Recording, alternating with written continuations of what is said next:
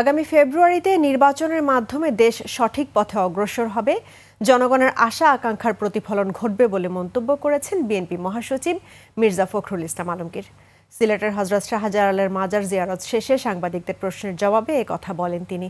বলেন, দীর্ঘ 15 বছর ফ্যাসিবাদের বিরুদ্ধে লড়াই সংগ্রাম, মিথ্যা মামলা, হত্যা ও গুমের শিকার হয়েছে বিএনপি নেতাকর্মীরা।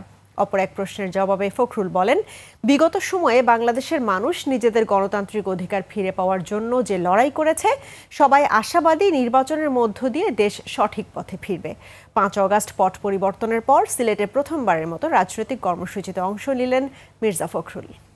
বাংলাদেশের মানুষ যে জন্য লড়াই করেছে তাদের গণতান্ত্রিক অধিকার ফিরে পাওয়ার জন্য ইতিমধ্যে লন্ডনে ভারপ্রাপ্ত চেয়ারম্যান জনাব তারেক রহমানের সঙ্গে প্রধান উপদেষ্টা প্রফেসর ইউনূসের যে বৈঠক হয়েছে, সেই বৈঠকে ফেব্রুয়ারিতে নির্বাচনের একটা মোটামুটি আলোচনা হয়েছে।